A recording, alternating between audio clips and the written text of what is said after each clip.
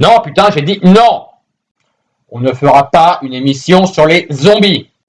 Mais les zombies, c'est cool, et puis on pourra parler de... Non, j'ai dit on fera Frankenstein. Tes machins de zombies, là, il y a 50 000 versions, c'est beaucoup trop de boulot au niveau du visionnage.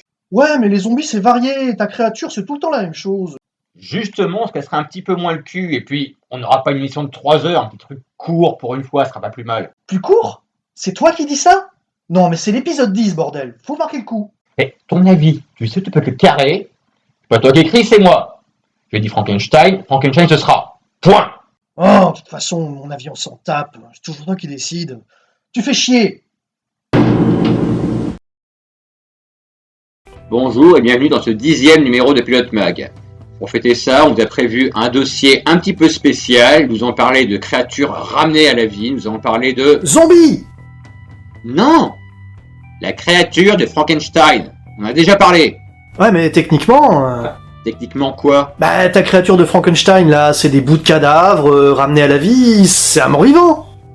Oui, si tu veux. Passons. La créature de Frankenstein, apparue en 1818 dans le roman de Mary Shelley, Frankenstein ou le Prométhée moderne, est probablement le mort-vivant le plus connu de la littérature actuelle. Ses origines se rapprochent, à bien y regarder, pas mal du zombie vaudou, à cela près qu'il est réanimé non pas par la sorcellerie, mais grâce à la science. Cependant, il s'en éloigne du fait que son corps est un patchwork de plusieurs cadavres et qu'il est trop intelligent et sensible pour être un zombie. Bon, on va pas pouvoir traiter de toutes les séries mettant en scène les créatures, tellement il y en a, puis ce sera quelque peu redondant, on aurait peur de vous laisser. Mais je te l'avais bien dit qu'il n'y arriverait pas. 10e numéro, faut que tu traites toutes les séries. Et c'est toi qui visionne? Non. C'est toi qui écris? Non. Alors ta gueule, toi tu es là uniquement pour mettre des images bout à bout et que ça fasse joli. Reprenons. Sa première adaptation filmée sera le Frankenstein de J. Searle Douglas, sorti en 1910, mais c'est la version de James Whale, sortie en 1931 avec Boris Karloff dans le rôle titre, qui va marquer les esprits. Côté série, sa première adaptation sera dans l'épisode 16 de Tales of Tomorrow, sorti en 1952. La série propose majoritairement adaptations de la littérature classique ou moderne fantastique. Ici, on a droit à une adaptation plutôt fidèle à l'œuvre. En 1964, dans la série La Famille Addams, nous avons droit au personnage de Lurch, dont le nom traduit en français évoque une démarche traînante. Évidemment, parodie de la créature incarné par Boris Karloff. Pour son 84e arc, sorti en 1976, la série Doctor Who va réinterpréter Frankenstein à sa manière. Ainsi, dans The Brain of Morbius, le docteur va se retrouver confronté au docteur Solon, qui semble intéressé par son corps. En effet, ce dernier est en train de confectionner un nouveau corps qui servira de réceptacle au cerveau de Morbius. L'origine de l'épisode réside ici dans la vision alien de la créature. Dans Code Lisa, que nous avions déjà évoqué dans notre émission sur The Big Bang Theory, nos deux héros, Gary et Wyatt, vont créer une créature numérique constituée de différents scans, après avoir visionné la fiancée de Frankenstein. Mais si sa création est bien un hommage au film de James Whale, on va vite dériver vers une parodie de Aladdin et Ginny de mes rêves. Pour conclure avec les créatures... Déjà? Pour conclure donc avec la créature de Frankenstein, on a pas mal hésité. Penny Dreadful, Supernatural, Once Upon a Time, pas mal de séries où le mythe a été quelque peu renouvelé. Et ça nous change l'adaptation pure et dure du roman de Mary Shelley. On aurait pu également évoquer l'épisode de Route 66, Lizard Legs and Whole White Wings, au cours duquel Boris Karloff fait une ultime apparition dans le costume qui a fait sa gloire. Dans l'épisode de la saison 2 de Buffy, Some Assembly Required, notre héroïne va se trouver en prise avec Daryl, Quakerback revenu d'entre les morts grâce au savoir scientifique de son frère et qui, pour se créer une fiancée, va jeter son dévolu sur la tête de Cordelia afin de compléter le corps de sa future compagne. La revisitation de la fiancée de Frankenstein est ici intéressante, car, comme souvent dans Buffy, recontextualisée dans l'univers du lycée et des problèmes adolescents, avec l'exclusion et la peur de finir seul du fait que l'on se retrouve considéré comme monstrueux. L'émission est maintenant terminée. Je vous remercie de la suite en ma compagnie. Je vous donne rendez-vous très vite pour un nouveau numéro. Bonjour chez vous. C'est tout? Bah oui, on a fait le tour là. Non mais attends, t'appelles ça un numéro spécial? En plus t'as parlé de trucs super sympas, Penny Dreadful, tout ça, et tu les as même pas traités.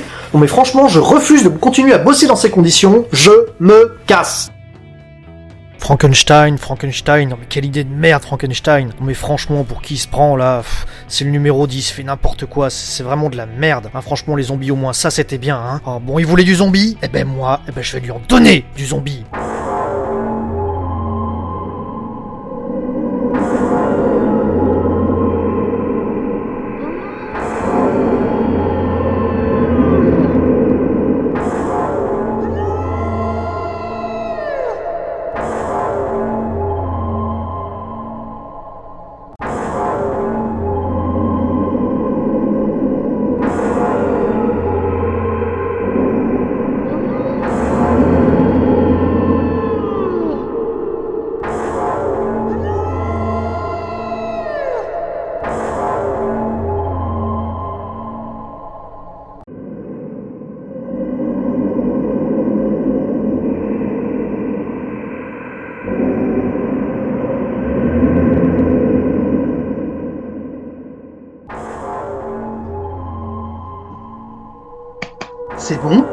fini toutes les saisons de The Walking Dead.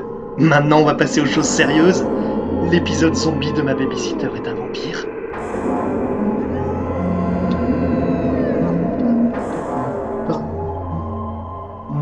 Ouais, pas mal, pas mal.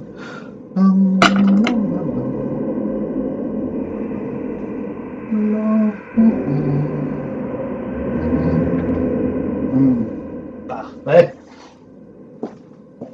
Moteur, caméra, action!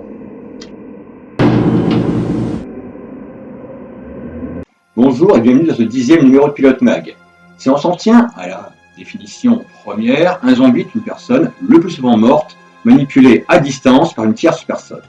Et si on respecte cette définition, le tout premier cas de zombie dans une série télé apparaît en 1943 dans Batman.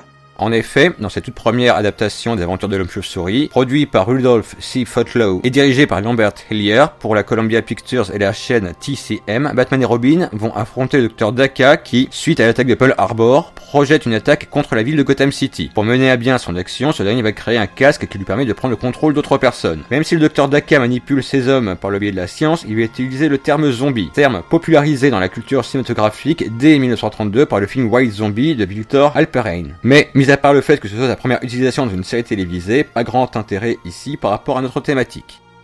Pour le premier vrai zombie vaudou, il nous faudra attendre 1968 avec l'épisode Mystère de l'Ouest, The Night of the Undead. L'action se déroule en Louisiane, dans le bayou de la Nouvelle-Orléans. James West et Artemus Gordon vont se retrouver confrontés au docteur Liam Amberster, savant fou qui mène des expériences de contrôle mental pour se constituer une armée d'esclaves et les faire travailler dans une mine. Le déroulé de l'épisode est plus classique pour du Wild Wild West. James West fait la bagarre, Artemus se déguise et cabotine, et tout finit dans la joie. Visuellement, beaucoup d'emprunts à White Zombie. Cérémonie vaudou avec des gens en transe, les esclaves dans la mine, une brute insensible aux balles, et j'en passe. Comme pour Batman, les personnages sont zombifiés, non pas par sorcellerie, mais par la science. Mais l'atmosphère est respectée. De la sorcellerie, en revanche, on va en avoir dans Kolchak, The Night Stalker, série sortie en 1974. Kolchak est un reporter de Chicago dont les investigations l'amènent régulièrement à croiser le surnaturel. Dans cet épisode, il va enquêter sur un haïtien descendu par la mafia dont les assassins se font tuer un par un, la colonne vertébrale brisée. Ses soupçons se portent sur le mort dont le corps a été amené à la morgue plusieurs fois. Nous sommes ici dans la plus pure tradition vaudou avec notre mort possédé dans le but de vengeance contre la mafia, retournant contre eux le concept de vendetta. Sans surprise, on va également retrouver du zombie vaudou dans Tales from the Crypt, avec l'épisode Halfway Horrible, sorti en 1993. Un épisode plutôt moyen avec une histoire de schizophrénie assez mal amenée, mais toutefois une petite originalité, un zombie amazonien.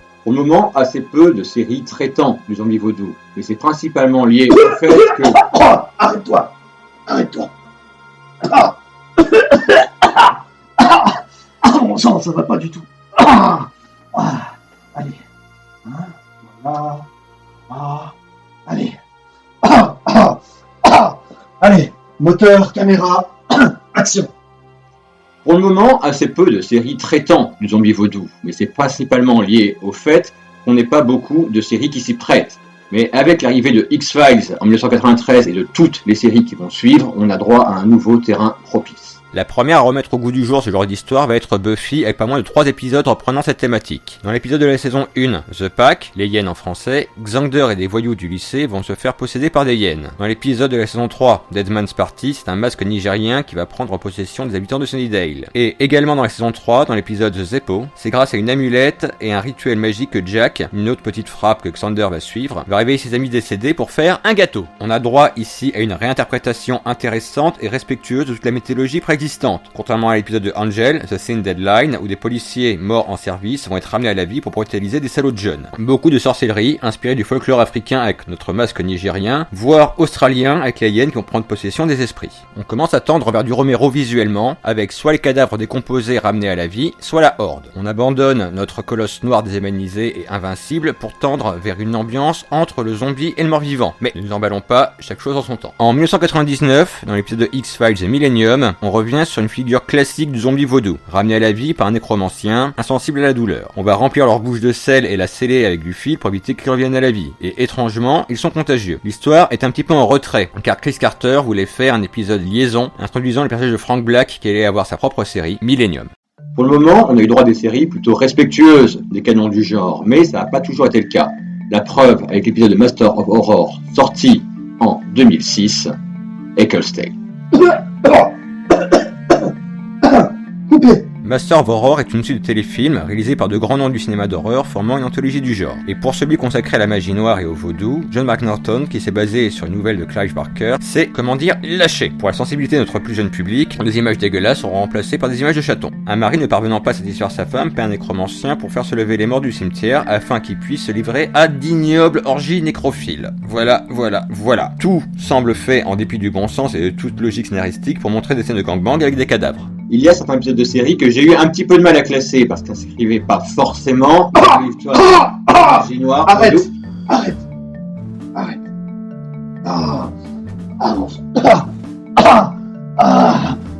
Ton crâne est de travers.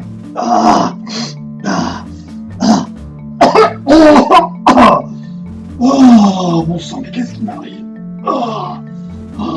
Allez. On va reprendre. Allez, ça va aller. Moteur, caméra, action.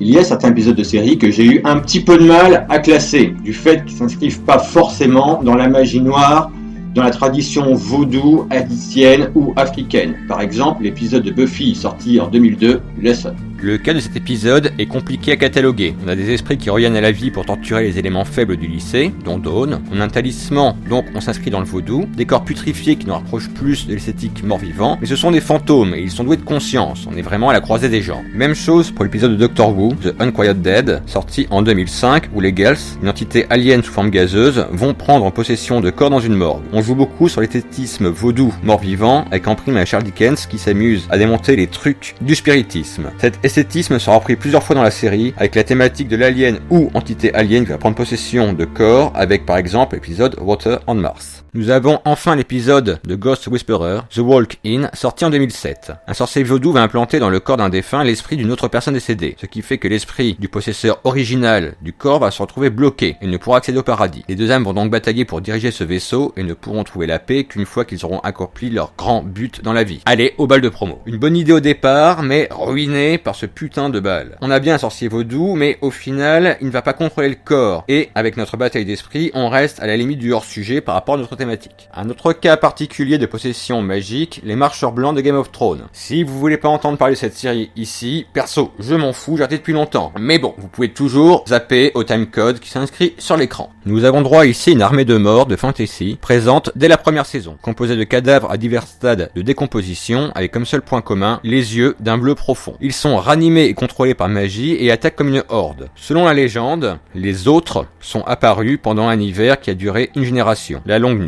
C'est pour les tenir à distance qu'a été construit le mur. Pour le moment, beaucoup de pistes à leur sujet ont été développées dans la série, mais de nombreuses questions qui trouveront certainement réponse à la saison 7 restent en suspens. Pour le moment, on a eu droit qu'à des épisodes isolés de séries où le contexte général s'y prêtait. Avec Game of Thrones, on commence à avoir cette menace omniprésente, et ce, dès le premier épisode, mais toujours traitée en arrière-plan. Des séries ayant mis le vaudou en thématique centrale, il en existe très peu, voire pas du tout.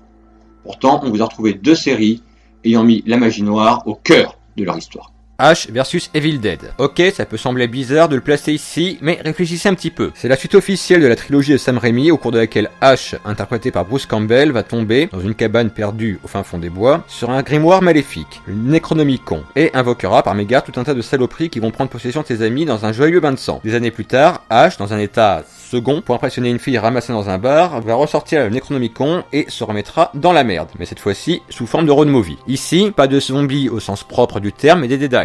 Le Necronomicon est un intermédiaire, un outil qui va servir à invoquer des démons kandariens, lesquels vont prendre possession de personnes vivantes comme mortes, d'objets, de plantes, bref, tout ce qui peut être possédé. Les Deadites ont beaucoup plus de capacité que les zombies que nous avons évoqués jusqu'à maintenant, notamment le pouvoir de reprendre une apparence normale pour pouvoir tromper son monde. Ici, ce n'est pas réellement un sorcier qui va causer les possessions, mais les démons invoqués involontairement par le livre. Livre qui est également la clé pour les renvoyer d'où ils viennent, car, rappelons-le, ce n'est qu'un outil. Dans la série, plus que dans les films, on a une réelle invocation de l'univers vaudou, avec des signes cabalistiques, des artefacts magiques, des cérémonies de magie noire, un sorcier mexicain, et j'en passe. C'est con, c'est gore, c'est bien, vous devez regarder. American Horror Story est une série américaine présentée comme une anthologie. Chaque saison est indépendante et nous plonge dans une grande thématique horrifique. Dans la saison 3, intitulée Coven, sortie en 2013, nous sommes à la Nouvelle-Orléans et nous allons assister à la confrontation entre deux groupes de sorcières. Les premières s'inscrivant dans la tradition européenne que l'on peut rapprocher des sorcières de Salem, et les seconds vivant dans le bayou et pratiquant le vaudou. Cette croisée des genres va nous permettre d'assister à la création d'une multitude de types de zombies. Tout d'abord, la créature de Frankenstein à travers le personnage de Kyle, rafistolé à la morgue à partir de différents cadavres et ramené à la vie par nos héroïnes. Nous avons ensuite droit à nos zombies vaudous, réveillés par Marilyn Laveau, inspirés par la prêtresse vaudou du même nom ayant réellement existé à la Nouvelle-Orléans au 19e siècle. Ici, pas d'hésitation possible, nous sommes bien dans le cadre de la magie noire d'influence africaine et haïtienne. Seulement, à travers le vaudou, ils vont rendre hommage à la nuit des morts vivants avec l'attaque de la maison par un groupe de zombies décomposés gémissants, mais contrôlés par notre sorcière. Nous avons droit aux bras qui passent à travers les portes et fenêtres barricadées et aux zombies qui se repaissent des entrailles de leurs victimes. Et à travers cette scène, on voit bien le glissement de sens qu'il y a pu y avoir au fil des années entre zombies vaudou et morts vivants.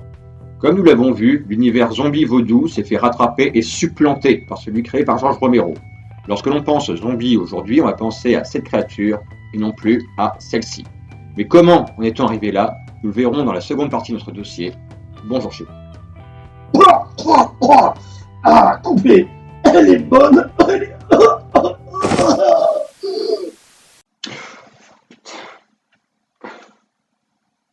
C'est quoi ce merdier? Julien? Quoi ce bordel? Julien?